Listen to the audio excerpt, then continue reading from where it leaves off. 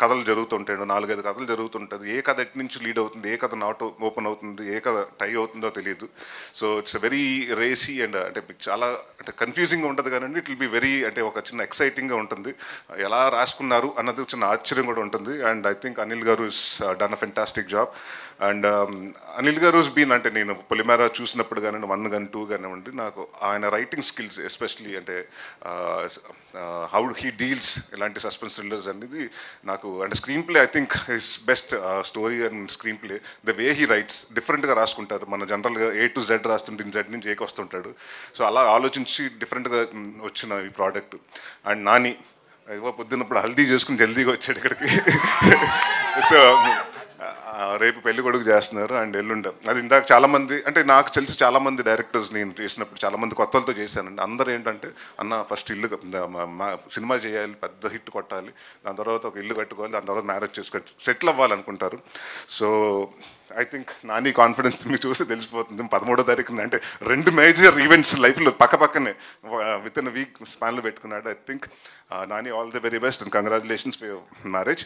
And అలాగే 21st నీ success డెఫినెట్గా వచ్చి నీకు పెద్ద గిఫ్ట్ ఇస్తాం అని నా కాన్ఫిడెంట్గా ఉంది మా టీం తరపున. And thank you Nani for being there. And ఇక్కడ అంటే అందరూ మల్టీ టాలెంటెడ్ అండి. ఈయన వచ్చి డాక్టర్ బై ప్రొఫెషన్ అనిల్ గారు, మీరు కదా అనిల్ గారు, అనిల్ గారు డాక్టర్ బై ప్రొఫెషన్. అక్కడి నుంచి ఆ ప్రొఫెషన్ వదులుకుని టువర్డ్స్ ఇంట్రెస్ట్ ఆఫ్ డైరెక్షన్ ఇటు వచ్చి దీంట్లో చేశారు. అండ్ అలాగే ఇట్స్ యాక్టర్ ఆల్సో. ఈవిడేమో డాక్టరు, యాక్టరు, ఈ సినిమాకి అసిస్టెంట్ డైరెక్టరు అండ్ స్టోరీలో one of the writer also. So Kamakshi again I know her from a long time. And ఇదివరకు మారేడుమిల్లి ప్రజానికి సినిమా చేసాం. And she's a very fantastic అంటే ఒక fine artist and natural artist. మన తెలుగుకి అమ్మాయి మంచి తెలుగు అమ్మాయి మంచి న్యాచురల్ ఆర్టిస్ట్ దొరికిందని మనం డెఫినెట్గా గర్వపడవచ్చు. అండ్ అలాగే మా రమేష్ గారు, మా డిఓపి గారు, అంటే ఎంత ఫాస్ట్ అంటే 41 daysలో ఫినిష్ చేసాడు సినిమా. అంటే 2 కెమెరాలు పెట్టుకుని జనరల్గా ఒకటి మిడ్ ఒకటి క్లోజ్ పెట్టుకుంటారు. కానీ ఇంత మేము చేసింది ఏంటంటే ఒక హౌస్లో చేసాం, చాలా వెరీ కాంపాక్ట్ హౌసెస్లో చేసినప్పుడు ఇక్కడ ఈ రూమ్లో ఒక కెమెరా అక్కడ లైటింగ్ జరిగిపోతుంటుంది, ఇక్కడ షూట్ జరుగుతుంటే నెక్స్ట్ రూమ్లో ఇంకొకటి జరుగుతుంటుంది. అంటే కెమెరా లిటప్ రెడీ అయిపోతుంటుంది. సో మేము వెళ్ళి షర్ట్ మార్చుకుని వెళ్ళి ఆ సీన్ చేసి వచ్చేయటం. సో అంటే ఆర్టిస్ట్ డేట్ల వల్ల చాలా కొన్ని మేము ఫినిష్ చేయాల్సి వచ్చింది, అంటే వాళ్ళ పోర్షన్స్ వరకు ఫినిష్ చేయాల్సి వచ్చింది. సో అంటే using it both the cameras and అంటే ఎంత ఎఫెక్టివ్గా డైరెక్టర్ ఏమనుకుంటున్నారో ఆయనకంటే ముందు అంటే వీళ్ళందరూ ఒక టీమ్ వర్క్ అండి. బేసిక్గా దే బీన్ ట్రావెలింగ్ ఫ్రమ్ పొలిమేర 1-2 కాబట్టి దే నో అంటే వాళ్ళకి నాని గారు కానివ్వండి, అనిల్ గారు కానీ వాళ్ళు ఏమనుకుంటున్నారు మైండ్లో అనేది చాలా ఈజీగా తెలుసు. సో ఇట్స్ అలాంటి డిఓపి ఈ సినిమాకి దొరకటం డెఫినెట్గా మా అదృష్టం. అండ్ డెఫినెట్గా విల్ హోప్ అంటే సార్ మళ్ళీ మన సినిమాలు చేయాలి. ఎందుకంటే నాకు సెట్కి వచ్చిన తర్వాత కూర్చోబెట్టకూడదు, ఫాస్ట్గా చేస్తూ ఉండాలి. సో అంత ఫాస్ట్గా చేసి అంత అంటే బడ్జెట్ ఫ్రెండ్లీగా ప్రొడ్యూసర్కి అలాగే ఎక్కడ ఎవరికి ఇబ్బంది లేకుండా చాలా అంటే ఎక్కడ అరుపులు కేకలు ఎప్పుడు ఉండేది కాదండి. Very silent person but it's work will definitely show. And మా భీమ్స్ గారు రండి. ఈయన గురించి చెప్పాలంటే ఫస్ట్ మేము వైఆర్డి బ్లాక్బెర్రీ ఫోన్లే అన్న సాంగ్ ఆయన వినిపించినప్పుడు చాలామందికి నచ్చలే.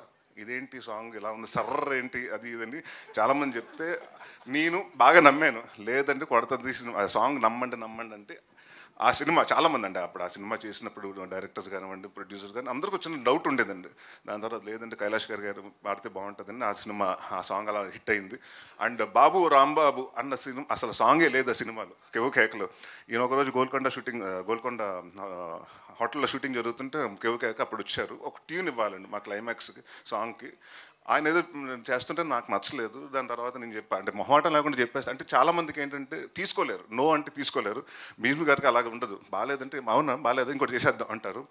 అక్కడప్పుడు కూర్చుని అంటే నేను ఫస్ట్ టైం నాకు బాగా గుర్తుండేది ఏంటంటే అక్కడ గోల్కొండ రూమ్లో కూర్చుంటే మేము భోజనం చేసిన తర్వాత ఒక కబోర్డ్ ఓపెన్ చేసి ఆ కబోర్డ్ నుంచి బాబు ఓ రామ్ బాబుని స్టార్ట్ చేశారు.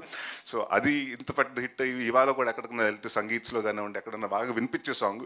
సో నాకు కెరియర్ బెస్ట్ సాంగ్స్లో కమల గారు నిండు నూరేళ్ళ సావాసం అలా ఇచ్చారు. దాని తర్వాత 2 సాంగ్స్ మీరే ఇచ్చారు. అండ్ ఈ సినిమాకి వచ్చేటప్పుడు మా ఛాలెంజ్ ఏంటంటే డెఫినెట్గా మెలోడీస్ అండ్ డెఫినెట్గా ఈ సాంగ్లు ఎరకొడతారని తెలుసు కానివ్వండి. మా ఇద్దరికి ఛాలెంజ్ ఏంటంటే ఆర్ఆర్ ఎందుకంటే ఇప్పటివరకు ఈయన చేసిన సినిమాలన్నీ కమర్షియల్ సినిమాలు, అది ఒక రకమైన ఇదండి. బట్ ఈ సినిమాకి ఏంటంటే ఇలాంటి సస్పెన్స్ థ్రిల్లర్కి డెఫినెట్గా ఆ మ్యూజిక్ చాలా ఎర్కీగా ఉండాలి, మన ఏదో హాంట్ చేస్తూ ఉండాలండి. సో ఐ థింక్ మీ ఇద్దరు మాట్లాడుకున్నప్పుడు this gonna be big challenge. అంటే ఆయన ఛాలెంజ్ని చాలా స్పోర్టివ్గా తీసుకున్నాడు, ఇదిగా తీసుకునండి.